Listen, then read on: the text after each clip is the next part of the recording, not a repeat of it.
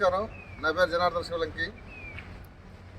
ఈరోజు ఒక చిన్న విషయాన్ని గుర్తు చేసుకోవాలని మళ్ళా మీ ముందుకు వచ్చాను.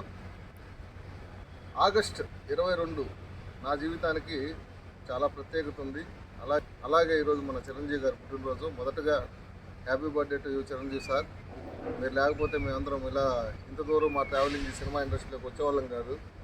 ఆ చిరంజీవి గారి ఇన్స్పిరేషన్తోనే మేమందరం మా ప్రాంతాలు వదిలి ఈరోజు హైదరాబాద్ దాకా వచ్చి మా సినిమాలు మేము చేయడానికి ఆ ఫ్యాషన్ ఒక కారణమైతే, మా ప్రొడ్యూసర్లు లేకుండా,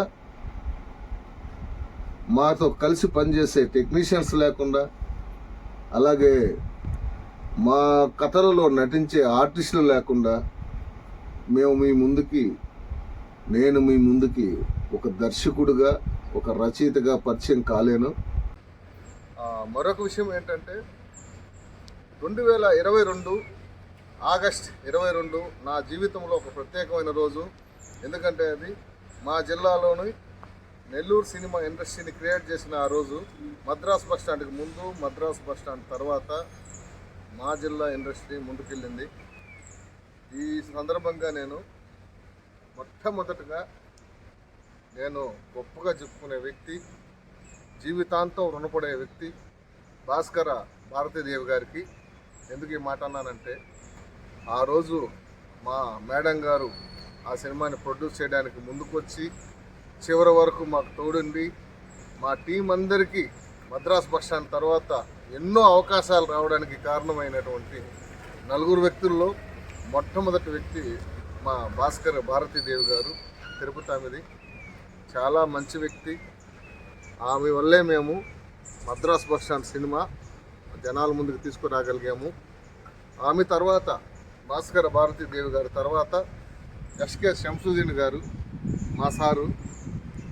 ఒక విధంగా నాకు దానిలో ఎలా నడవాలన్నా, మాట్లాడాలన్నా ఇండస్ట్రీలోకి రాకముందు నేనున్నటువంటి నా వ్యక్తిత్వానికి ఇండస్ట్రీకరణ సరిపోయేది కాదు. అలాంటి తరుణంలో ఆయన నాలో ఉన్నటువంటి ఒక ఏదైతే కొంచెం బ్యాడ్ అనేది ఉండిందో దాన్ని మొత్తం క్లియర్ చేశాడు. అలాగే మోచర్ల శ్రీను గారు, రఘు మన్నేపల్లి గారు, వీళ్ళ నలుగురు మద్రాసు బస్ స్టాండ్కి 4 పిల్లర్స్ అయ్యి ఆ రోజుల్లో ఆగస్ట్ 22 మా జీవితానికి ప్రత్యేకత తీసుకొచ్చారు.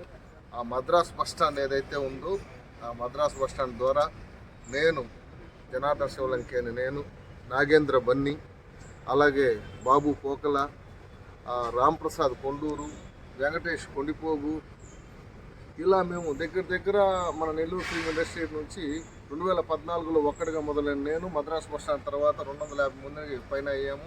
ఇప్పుడు నా శిష్యుడు రాంప్రసాద్ గర్వంగా చెప్పుకుంటున్నాను, నిన్నే సెన్సార్ చేయింది, బహిర్భూమి డైరెక్టర్ అయ్యారు. వెంకటేష్ కొండిపోగు సినిమా రిలీజ్ అయింది. కావేరి ఈ నెల 30 రిలీజ్ కాబోతుంది. దానికి రాజేష్ నెల్లూరు డైరెక్టర్, నా తమ్ముడు నాగేంద్ర బన్నీ డిఓపి. అలాగే ఈ సందర్భంగా మాకు ఎల్లవేళలా సపోర్ట్ ఉంటున్నటువంటి 25 కళా సంఘాల అధ్యక్షుడు అమరావతి కృష్ణారెడ్డి గారికి సర్వదా మేము అప్పుడు కళాకారులందరూ రుణపడి ఉంటాము. Thank you very much.